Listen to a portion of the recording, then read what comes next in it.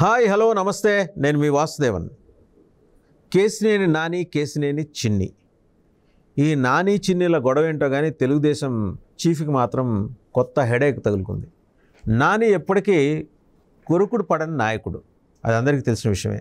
చాలా ముక్కుసూటిగా పోతాడు, కడుపులో ఏముందో అదే చెప్పేస్తాడు. సో ఆయనతో అది సమస్య. అండ్ జనాలకి మోస్ట్ అప్రోచబుల్ లీడర్. ఆయన పార్టీ ఆఫీస్ కాకుండా సొంతంగా ఆయన కార్యాలయంలో ఉంటే కనుక ఎవరైనా నేరుగా డోర్ తీసుకుని వెళ్ళి ఆయనతో మాట్లాడి వచ్చేంత స్వేచ్ఛ ఇస్తాడు ఆయన. So that's how he interacts with his voters, his people. Vijayawada స్థానికులకి ఆయన అందుబాటులో ఉన్నంతగా ఏ లీడరు అందుబాటులో ఉండడు. కంపారిజన్ తీసుకురావాల్సి వస్తే పక్కనే గుంటూరు పార్లమెంటు నియోజకవర్గానికి ప్రాతినిధ్యం వహిస్తున్న గల్లా జయదేవ్ గారిని కలవాలంటే బోల్డంత వ్యవహారం, చాలా కష్టం. ఈయన most acceptable and approachable leader Nani. కానీ ఎక్కడో బ్రదర్స్ మధ్య క్లాషు, అక్కడ తిరువురు మీటింగ్లో గొడవ జరిగి ఫ్లెక్సీల మీద ఆయన బొమ్మ వేయకుండా చిన్ని బొమ్మ వేయడంతో తగులాడుకోవటాలు. రెండు వర్గాల వాళ్ళు, సొంత అన్నదమ్ములకు చెందిన రెండు వర్గాల వారు. సో చంద్రబాబు గారు నేరుగా ఇన్వాల్వ్ అయ్యి మీరు తిరువురి సభకు హాజరు కామాకండి అని చెప్పి హుకుం జారీ చేశారు, ఆగ్రహించారు. చంద్రబాబు గారు ఆగ్రహించేసి ఆదేశాలు కూడా జారీ చేశారు. నాని కూడా అలాగే రెస్పాండ్ అయ్యారు.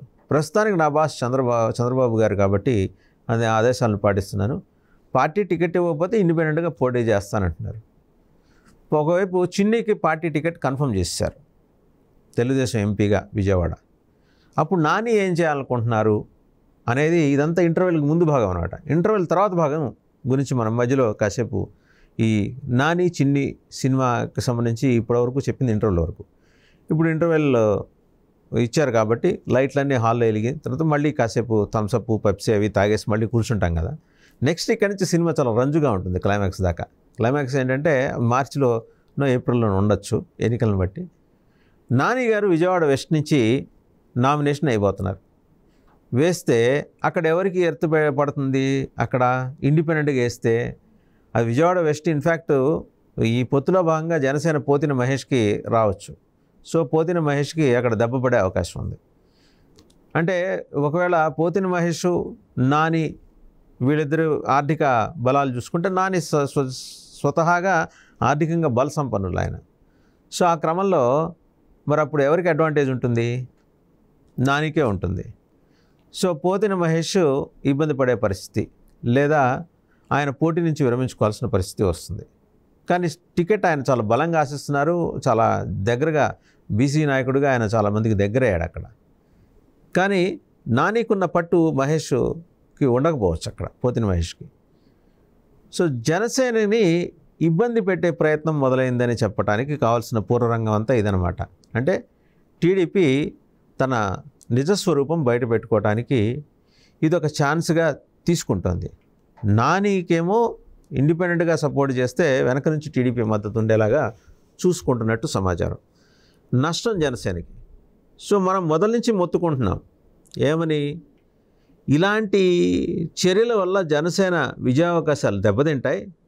ఓటు ట్రాన్స్ఫర్ కాకుండా టీడీపీ అగ్రనాయకత్వం ఆదేశాలు జారీ చేస్తే ఎలాగూ ట్రాన్స్ఫర్ కాదు, అది ఆ ఓటు నాని గారికి పడుతుంది. పైగా ఆయన పార్లమెంటు పరిధిలోని 7 సెగ్మెంట్లో కూడా ఆయన చేపట్టిన ఈ వాటర్ మిషన్ కార్యక్రమాలు జనతోటి ఆయన బాగా దగ్గరయ్యారు. ఇవన్నీ చూస్తారు. పైగా నాని మీద సాఫ్ట్ కార్నర్ ఉంది.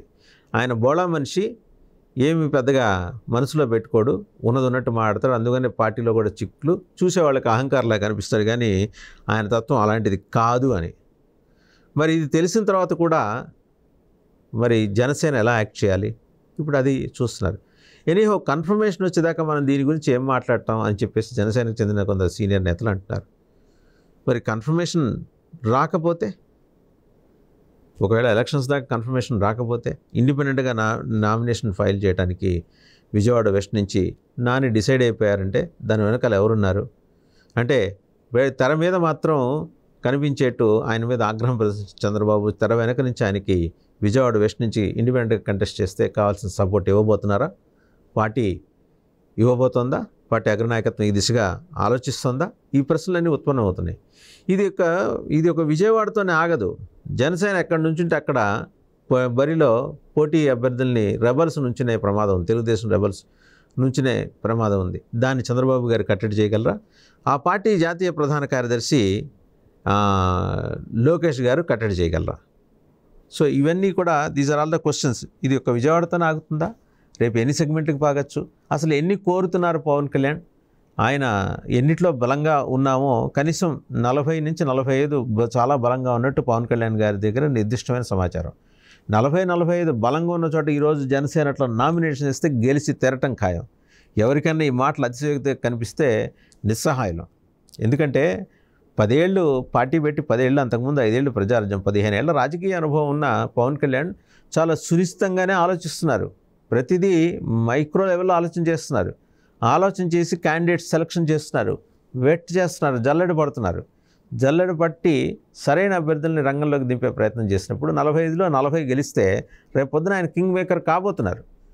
ఆయన ఎక్కడలా కింగ్ మేకర్ అయిపోతారో ఆయన్ని బీలిటిల్ చేసి, ఆయన ఏదో రకంగా సఫికేట్ చేసి ఇలా పోటీలోకి రెబల్స్ని నుంచోబెట్టే కార్యక్రమం టీడీపీ చేస్తే మాత్రం పవన్ కళ్యాణ్ గారు దాని మీద ఒక కన్నేసి ఉంచుతారు.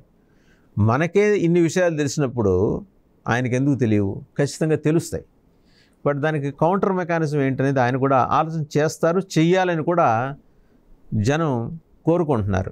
జనసేన బలంగా ఖచ్చితంగా గెలిచి, బలమైన స్థానాల్లో గెలిచి, బలమైన సంఖ్యతోటి అసెంబ్లీలోకి అడుగు పెట్టాలనే ఒక ప్రయత్నం జరుగుతున్నప్పుడు దీనికి ఇటువంటి అవరోధాలు ఎదురవుతాయి. ఈ ఎదురయ్యే అవరోధాలని అధిగమించడానికి జనసేన దగ్గర ఉన్న మెకానిజం ఏంటనేది ప్రస్తుతం వర్కౌట్ చేస్తున్నారు. బహుశా ప్రతి అంశం మీద ఆచితూచి అడుగులేస్తారు పవన్ కళ్యాణ్. ఇలాంటివి ఈ నాని ఇండిపెండెంట్గా కంటెస్ట్ చేయాలని అనుకోవటం లాంటి అంశాలు కూడా ఇప్పటికే ఆయనకి చేరిపోయి ఉంటాయి. అకార్డింగ్లీ దే విల్ ప్లాన్ ఎలా వెళ్ళాలనే దానికి సంబంధించి.